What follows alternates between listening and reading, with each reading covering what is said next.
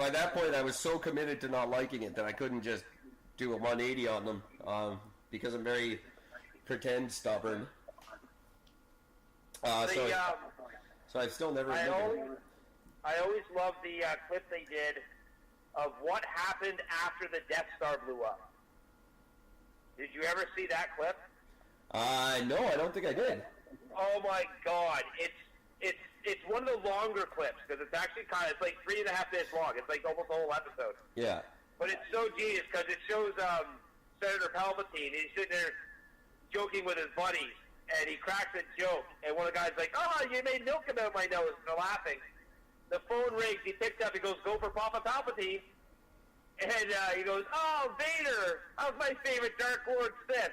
He's like, "You're what? What do you mean? What do you mean the Death Star blew up?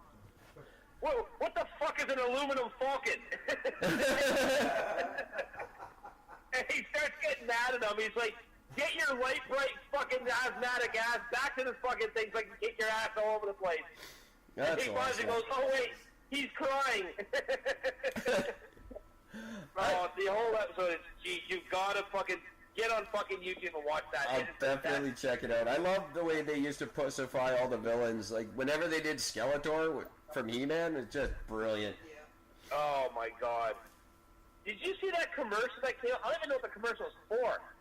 But it takes place in a bar, and fucking Skeletor is like sitting in the fucking, or He-Man is sitting in the bar, and Skeletor walks in, and they start staring each other down, and then all of a sudden they start playing the song from fucking Dirty Dancing. Oh, God. At the time of my... And they do the entire dance routine. It's probably a Super Bowl commercial or something. I don't know what it's for. It's fucking genius. It's so... Because their costumes are perfect. Like, I mean, it's spot on. Really? It's not like Dolph Lundgren in the God-Awful 80s movie? No, it's like if He-Man was actually real, this is exactly what he looked like. His name was Skeletor. It looks amazing. Wow. Very cool. No, I've never seen it. Yeah, it is too good. That was right along the line. I don't know why it just jumped into my head. Never mind, it's not funny. No, it is. It's just something from earlier. I have a friend who's a very, very, very good and very well-known native carver. Yeah. And I said we should set up booths side by side each other this summer, and I'll do all really white carvings next to him. Because, you know, he's always got the eagle and the bear, and they're carrying the whale off into the sunset or whatever, and yeah, it'd just be funny to whittle a white guy shit beside him. I was just like, no, like, what would you whittle? What's that? Oh, it's a basset hound with the Stanley Cup.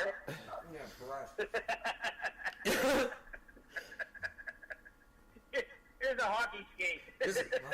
This is a hockey skate and Pam Anderson's boobs. That's perfect. It's very spiritual in my family. I'll take 2, please. It was moderately offensive, and he took it that way. So, good. Perfect. He's like one of these guys. He's very just not easily impressed by anything. Like, he's just too fucking cool for mortals, and I just keep digging my hole a little deeper every time I talk to him. But he's a very good artist. Anyone in the city who's listening, I'm talking about wood chips, of course. And I'm not going to give out his name on the air because I feel he could kill me from afar. But I just thought that was funny, the idea of a white guy carving, because we have nothing sacred. Like, no. Really? Well, actually, no, we do. We're the best racists on the planet. Well, yeah, we got that. That's what we got. We are very good racists. What's sacred? Like, we have no... I don't know, Suzanne Summers, maybe, I guess, and the Dick Clark New Year's. That's about it. Well, we got Pam Anderson. She's ours. I don't know if she is anymore. Well, she's not anymore, but... Because she wants nothing to do with humans. She's all just save the pets. Yeah, she's just vegan. That sucks. Anyway. We should get Tommy Lee on the show and talk about that.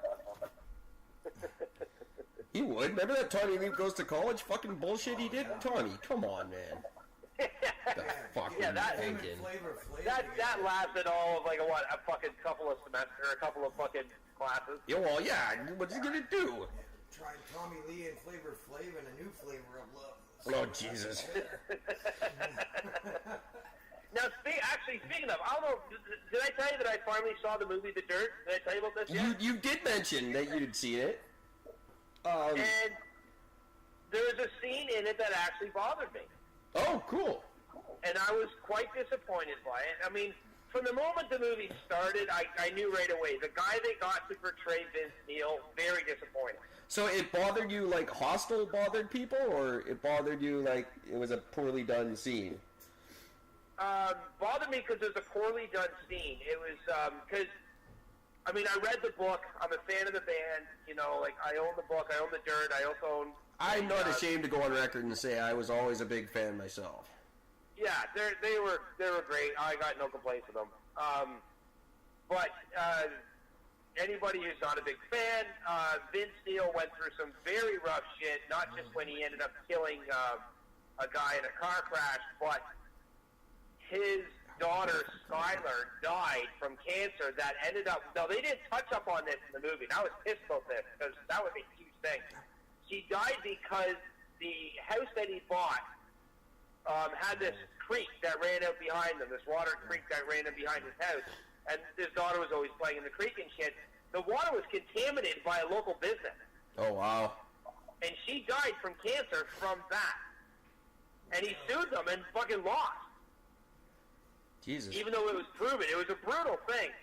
So in the scene that bothered me the most, it was, I mean, he did a decent enough job in the actual hospital scene when she died in the hospital. It was heart-wrenching. It was a good scene. But it was near the end when Vince was sitting in a bar, just sitting there having, drinking by himself. He's depressed off his ass. The band all come in together, and they sit down with him to say, look, we want to get together, record another album, do another tour, whatever. And Nikki Sixx turns to him and says, look, man, I'm really sorry about Skylar. And the crying scene was just pathetic. Yeah, they're tough to do.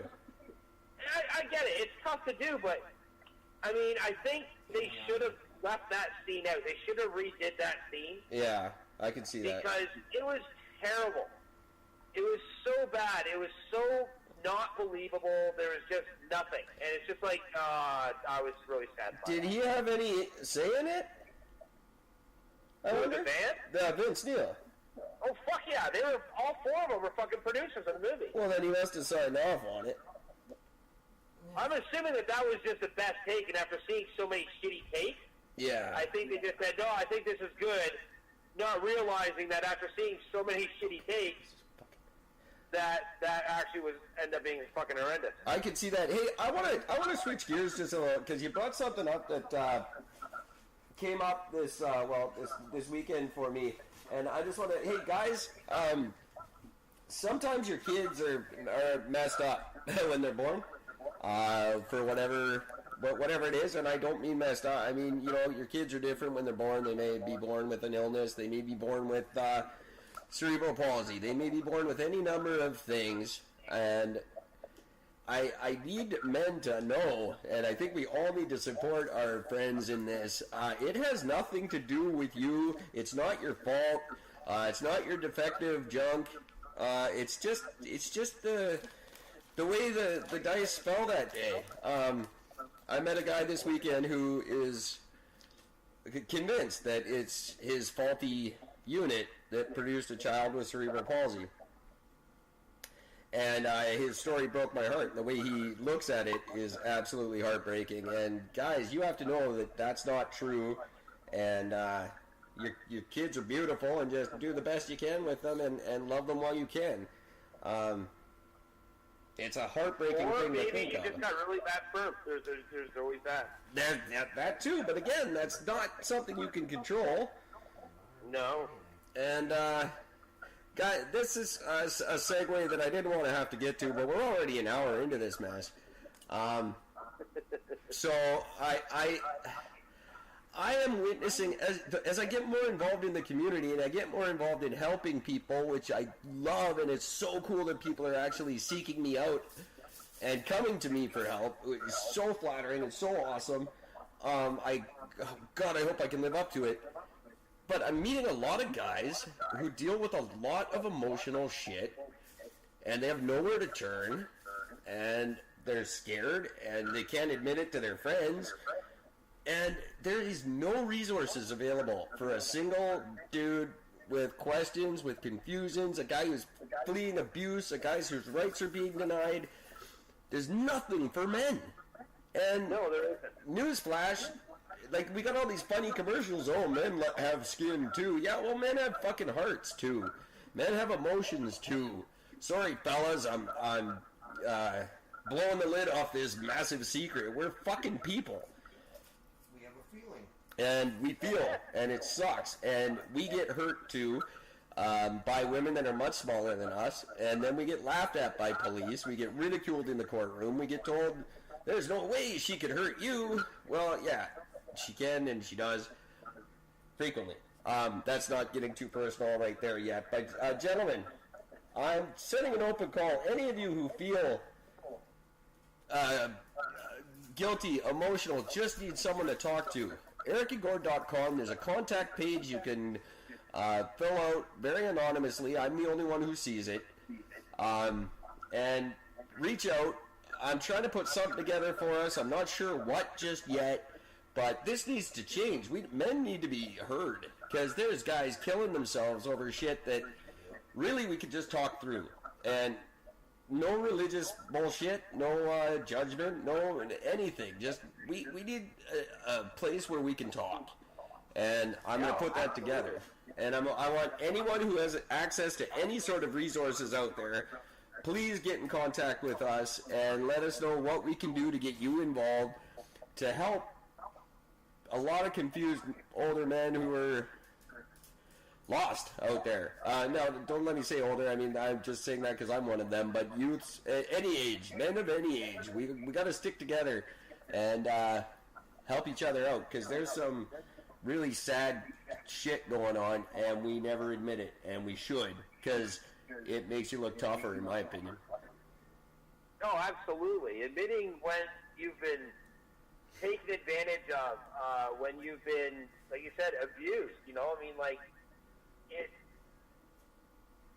just because a guy can be a little more physically domineering over somebody doesn't mean that somebody else can't still do forms of abuse against them. You know, I mean, like, it's a brutal thing that there's nothing guys can really do or say about it. No, because you get laughed at, and yeah, or you think you'll get laughed at. And that's enough to sometimes guys will suffer in silence for years. But it only takes one to really admit it, and you'll see a whole group fucking pop up with their stories, and then next thing you know, it's just normal. And that's the way it should be. Yeah, it should be. It isn't, but it should be. No, I know it's no secret that there is a little bit of a selfish catalyst to this. And it was the very not private tirade my daughter's mother went on Facebook this weekend. And, yeah, that's going to get ugly. And I have sat silent for 5 years and let her do that to me, and I've never said a bad word about it. And I'm frankly fed up. And I'm sure I'm not alone in that. And I'd like to hear you guys' stories. No, man, it's not right. You know, you can act. You have control over how you act. The biggest thing is what people in this situation, the ones that are causing this grief, they think they're doing it because they're the ones being slighted. What you don't understand is the damage you are causing to the child in certain situations is so much worse, because it takes so much longer to find and heal from this than it does from just being a better fucking person to begin with, and just not being a piece of shit. Yeah. Take yourself out of the equation. and understand that this isn't always about you. Well, too many women believe that it is, especially, That's right. and too many women find something to complain about when they have it so much better than a lot of